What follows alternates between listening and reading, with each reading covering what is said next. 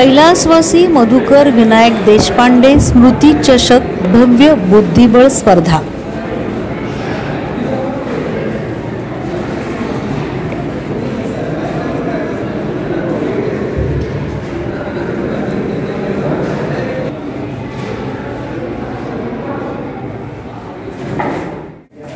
या स्पर्धांचे आयोजन शिवाजी कॉलेजमधील तुकाराम सभागृहामध्ये घेण्यात आले होते।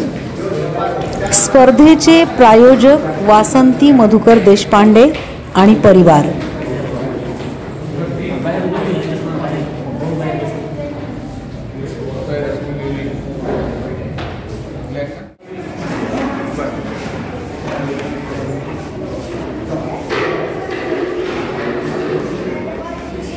झालं का? जिंकलास किती? हो का?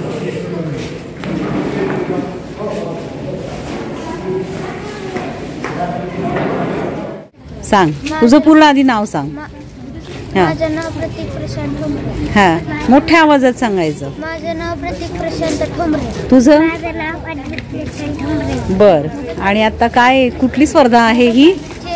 हो का? आवडतं का तुम्हाला? खूप आवडतं का? बर, आता किती किती एज? अंडर 13। आणि तू?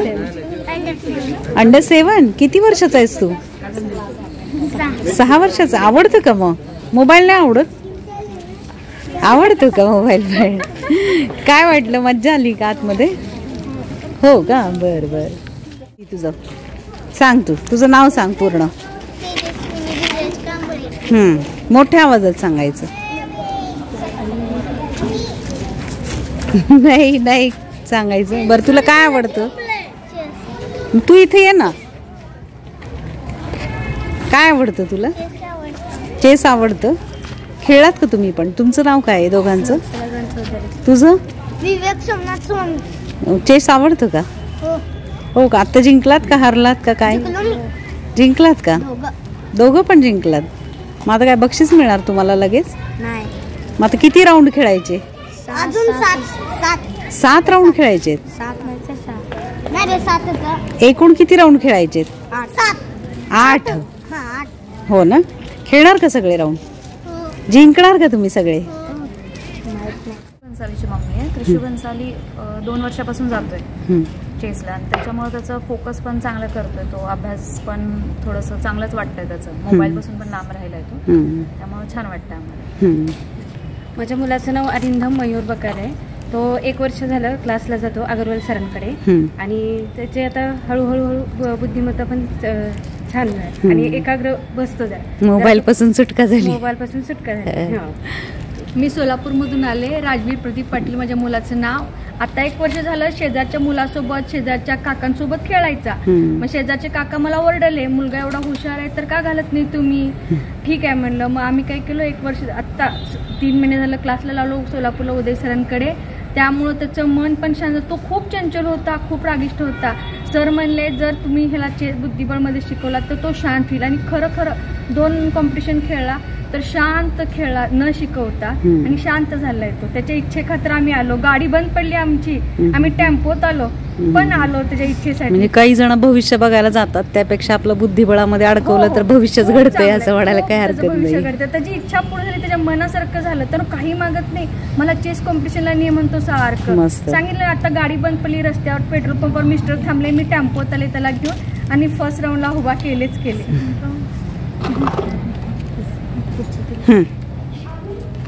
मी रोशनी प्रकाश हाटी यांची मुलगी। आम्ही अकलूजून आलेलो आहे। कॉंग्रॅच्युलेशन। 2 वर्ष झालं ती खेळते, आणि त्याप्रमाणे तिचं ग्राफही चांगलेलं आहे, अभ्यासातही आणि चेसमध्येही। ओके। मी स्वामी पेरेंट्स आहे। माझे 3 मुलं आहेत। 3 मुलं पण चेसमध्ये चांगले म्हणजे खेळतात। आम्ही पण नुकतेच 7-8 महिने झाले क्लासेस जॉईन करून। बर, त्यामुळे पोरांचं प्रगती चांगली दिसते। म्हणजे एकाग्रता म्हणजे मेन म्हणजे पोरांची पाहिजे ना अपेक्षा खेळण्याची इच्छा त्यांची। बरोबर। मग कुठं का असेना लहान मुलगा म्हणतो मी जातो म्हणतो। तो स्टेट लेवलला खेळून आलेला मुंबईला। अरे वा। आता परत पुण्याला आहे बघायचं का। बरोबर, नॅशनल लेवल। मस्त। मी पृथा ठोंबरेची आई। माझी दोन्ही पण मुलं खेळतात, आणि मुलीला 2 वर्ष झाले क्लास आहे, मुलाला आता 1 वर्ष क्लास लावलाय. बर. मुलगा पहिलीत आहे, मुलगी तिसरीत आहे. पण खूप छान खेळतात ते दोघे पण. बर. आणि खेळण्यामुळे ते एकाग्र बसतात आणि त्या एकाग्रतेमुळे तिचे अभ्यासात पण प्रगती झाली. बरोबर आहे. माझी 2 मुलं आहेत. एकाचं नाव आहे ध्रुव पाटील, दुसरा आहे अभिराज पाटील. ध्रुव पाटील 3 वर्ष 8 महिन्याचा होता तेव्हापासून खेळतोय. तो अंडर-8 वर्ल्ड कॅडेट चायनाला खेळून आला. अरे वा. तो 12 जगात. आणि आता तो नॅशनलला सिलेक्ट झालाय. 13 वर्षाचा आहे तो. आणि त्याच्यामुळे कसं त्याचं मॅथ्स चांगलं झालंय. स्कूलचा अभ्यास तो स्वतःच करतो. मी काही हेल्प करत नाही, कुठे ट्युशन नाही, काही नाही. आणि छोटा आहे तो 5 वर्षापासून खेळतो. अभिराज पाटील नाव आहे त्याचं. मस्त. मी निशा श्याम सुरवसे लातूरवरून आहे. मला 2 मुलं आहेत. एक मुलगा जिम्नॅस्टिक करतो, 10 वर्षाचा आहे. एक मुलगा हा क्षितिज आहे. हा फुटबॉल खेळतो आणि जे चेसमध्ये पण खूप हुशार आहे. शाळेत पण आहेच. पण असं झालं मॅडम की पहिले लॉकडाऊनमुळे मुलांच्या मोबाईल इतक्या जवळ अंतरावर आल्यामुळे त्यामुळे त्यांचं कॉन्सन्ट्रेशन इतकं कमी झालंय. अभ्यासाचा वेळ खूप म्हणजे कमी झाले अभ्यास. त्यामुळे मोबाईलकडे इतके अट्रॅक्ट झालेत मुलं. त्याच्यामुळे ते बाकीच्या ॲक्टिव्हिटीमध्ये लक्ष पण नाही, काहीच नाही. अभ्यासात पण ह्या चेसच्या याच्यामुळे मुलांची एकाग्रता पण वाढते, त्यांचा कॉन्फिडन्स पण वाढतो. आणि त्यांना मेन म्हणजे खेळणं खूप महत्त्वाचं आहे.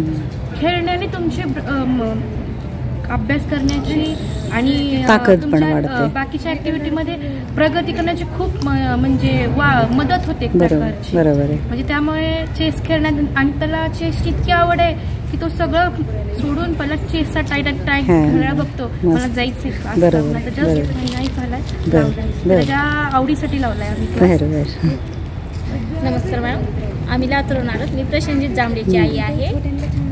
त्याला क्लास वगैरे काही नाही. 6 महिने झाले तो असं खेळतोय. लावला होता पण तो बंद केला आता दिवाळीच्यानंतर. आणि तो जिल्हा लेवलला जाऊन आलेला आहे. आणि त्याला चेसमध्ये खूप आवड आहे खेळण्यासाठी. आणि तो आम्ही जिथं म्हणजे तिथं त्याला स्पर्धेला घेऊन जायला. या बुद्धिबळ स्पर्धेमध्ये एकूण 135 जणांनी सहभाग नोंदवला होता. त्यामध्ये 4 सिनियर सिटीजन होते. त्याचप्रमाणे 28 ते 30 मुली सहभागी होत्या. आणि सगळे अगदी उत्साहाने एकाग्रतेने या स्पर्धांचा आनंद घेत होते. ओपन, अंडर-16, अंडर-13, अंडर-9, अंडर-7 आणि सिनियर सिटीजन असा एज ग्रुप होता. आणि या एज ग्रुपमध्ये सगळ्यांनी उत्साहाने सहभाग नोंदवलेला होता. आपल्या पालकांसमवेत सगळे स्पर्धक अतिशय खुशीमध्ये उत्साहामध्ये आलेले होते. जेवणाचा डबा, पाण्याची बाटली आणि बुद्धिबळाचं सर्व साहित्य असं सगळं सॅकमध्ये घेऊन या थंडीच्या मस्त गारठ्यामध्ये सुद्धा सकाळी 9 वाजता सगळे अगदी सज्ज होते. पालकही आनंदात होते. काही जणांनी राज्यस्तरीय स्पर्धा जिंकलेल्या होत्या. अशाही मुलं सहभागी होते. आणि आज म्हणजे 15 डिसेंबर 2024 रोजी या स्पर्धांचं आयोजन करून या स्पर्धा अतिशय यशस्वीपणे पूर्णत्वास गेल्या. चेस क्लब बार्शीच्या सहकार्याने आणि सोलापूर जिल्हा बुद्धिबळ संघटनेच्या मान्यतेने बुद्धिबळ स्पर्धेचं आयोजन करण्यात आलेलं होतं. बुद्धिबळ या खेळाला भारतामध्ये एक संपन्न वारसा लाभलेला आहे. तुम्हाला माहीत असेल, विश्वविजेता विश्वनाथ आनंद, प्रज्ञानंद, मुकेश यांच्यासारख्या खेळाडूंनी भारताचं नाव बुद्धिबळाच्या माध्यमातून जागतिक स्तरावर उज्ज्वल केलेलं आहे. बुद्धिबळ या खेळाच्या संशोधनातून अनेक चांगले फायदे समोर आलेले आहेत. आपण मगाशीच ऐकलं पालकांकडून की आमची मुलं स्थिर बसत आहेत, मोबाईलला हात लावत नाही आहेत, त्यांची एकाग्रता वाढलेली आहे, अभ्यासात त्यांचं लक्ष लागतं आहे. हे फायदे या बुद्धिबळ खेळामुळे नक्कीच आपल्याला मिळतात. बुद्धिबळ या खेळामुळे मुलांचा आत्मविश्वास सुधारतो आणि एकाग्रता वाढते. बुद्धिबळ या खेळामुळे मुलांची कोणत्याही समस्या सोडवण्याची क्षमतासुद्धा वाढते. कोणतीही अडचण आल्यावर वेगवेगळ्या पद्धतीने विचार करून त्यावर कशी मात करता येईल याचं कौशल्यसुद्धा मुलांमध्ये निर्माण होतं. बुद्धिबळ खेळामुळे मुलांची स्मरणशक्तीसुद्धा सुधारते आणि खेळ खेळण्याच्या सवयीतून मुलांमध्ये जरा खेळाडू वृत्तीची जोपासना होते. हल्ली बघतायत की मुलं खूप चिडकी झालेली आहेत, रागीट आहेत. तर अशा या खेळांमुळं मुलांमध्ये खेळाडूपणा निर्माण होतो आणि मग ती अशी थोडी शांत होतात. अशा या सुंदर खेळाचा प्रचार प्रसार व्हावा या उद्देशाने मी सुद्धा या स्पर्धेचं सगळं कव्हरेज पूर्ण करण्यासाठी आलेले होते. आणि जास्तीत जास्त मुलांनी खरं तर इथून पुढं सुद्धा मुलांनी, विद्यार्थ्यांनी, नागरिकांनी, ज्येष्ठ नागरिकांनी यामध्ये सहभागी व्हावं असं या निमित्तानं या बार्शी टुडे यूट्यूब चॅनलच्या माध्यमातून आम्ही आपणा सर्वांना आवाहन करते. आणि यामध्ये बक्षीसही छान ठेवलेली होती आणि ते बक्षीस होतं डॉक्टर मनोज देशपांडे यांचे वडील कैलासवासी मधुकर विनायक देशपांडे यांच्या स्मृतिप्रित्यर्थ स्मृती चषक भव्य बुद्धिबळ स्पर्धा आयोजित केलेली होती. यामध्ये प्रथम क्रमांक, द्वितीय क्रमांक असे 10 बक्षिसं ओपनसाठी होती. त्यामध्ये 2000 रुपये आणि ट्रॉफी, 1500 रुपये ट्रॉफी, 700 रुपये ट्रॉफी, 700 रुपये आणि मेडल, 600 रुपये मेडल, 600 रुपये मेडल, 500 रुपये मेडल अशी बक्षिसंही ठेवण्यात आलेली होती. त्याचप्रमाणे वेगवेगळ्या एज ग्रुपसाठी वेगवेगळी बक्षिसं होती. अंडर 7 जे स्पर्धक होते त्यांना सगळ्यांना ट्रॉफी आणि मेडल देण्यात आलं होतं. एक उत्सुकता असते जेव्हा बक्षीस आपल्याला मिळतं, तर ते बक्षीस म्हणजे कौतुकाची थाप असते आणि पुढं जाण्यासाठी एक प्रेरणा असते, म्हणून ते बक्षीस देण्यात आलेलं होतं. डॉक्टर मनोज देशपांडे आणि डॉक्टर अपर्णा देशपांडे आपल्या बार्शीचेच हे दोघंही आयुर्वेदाचार्य आणि त्यांच्या डॉक्टर मनोज देशपांडे यांच्या वडिलांच्या स्मृतिप्रित्यर्थ या बुद्धिबळ स्पर्धेचं आयोजन करण्यात आलेलं होतं. आणि त्याचे प्रायोजक होते वासंती मधुकर देशपांडे आणि परिवार. अशा छान भव्य दिव्य स्पर्धेचं आयोजन 135 जणांनी अतिशय उत्साहाने स्पर्धेमध्ये भाग घेतलेला होता. खूप छान वाटत होतं आणि खरं तर सगळ्यांनी शिकायला पाहिजे. मोबाईल थोडा वेळ बाजूला ठेवून आपण 1 तासभर तरी बुद्धिबळ शिकलं पाहिजे. त्यानिमित्ताने आपणही सर्वजण शांत होऊ. विशेषतः मला तर असं वाटतं बायकांनी शिकलं पाहिजे. बायकांमध्ये जरा चिडचिडपणा जास्त वाढलेला आहे, डिप्रेशन येतं असं प्रत्येकीची तक्रार असते. तर दवाखान्याची भरती आणि मोबाईलचं रिचार्ज याच्यापेक्षा सुद्धा अशा स्पर्धांचं आयोजन करून या स्पर्धांमध्ये सहभागी झालं तर आणखीन छान आपल्याला वाटेल आणि आरोग्याची पण त्या निमित्ताने काळजी घेतली जाईल. मी जेव्हा माझ्या बार्शी टुडे यूट्यूब चॅनलमध्ये हे सगळं कव्हरेज घेत होते तेव्हा मलाही जाणवत होतं की आपणही बुद्धिबळ शिकून घ्यावं. तर नितीन अग्रवाल यांच्याशी कॉन्टॅक्ट करा, अतिशय छान शिकवतात. त्यांचा मोबाईल नंबर आहे 92 71 72 38 48. नितीन अग्रवाल. त्यांच्याशी संपर्क साधून त्यांच्याकडून ही कला, हा खेळ शिकून घ्या, जेणेकरून आपली एकाग्रता वाढेल आणि आपल्या आरोग्याचं किंवा आपलं एकूणच जीवनमान सुधारेल. आपल्यालाही थोडंसं आत्मविश्वास आपलासुद्धा म्हणजे कॉन्फिडन्स आपला छान ठेवता येईल त्यानिमित्ताने. आणि खेळ खरंच खूप चांगला असतो. आयुष्यामध्ये चांगले असे खेळ, बौद्धिक खेळ किंवा काही ग्राउंडवरचे खेळ, पारंपरिक खेळ असे खेळले जावेत.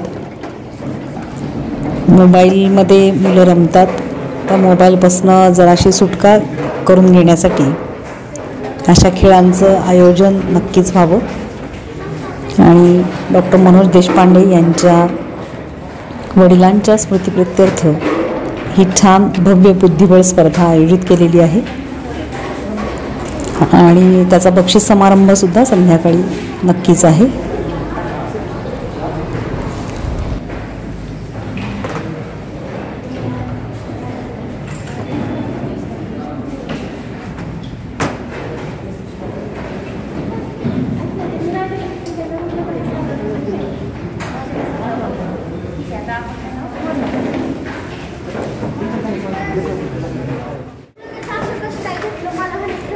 बरं.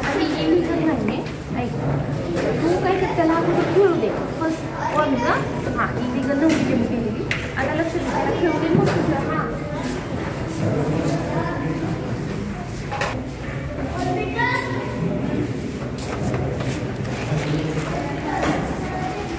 सांगू नका ना.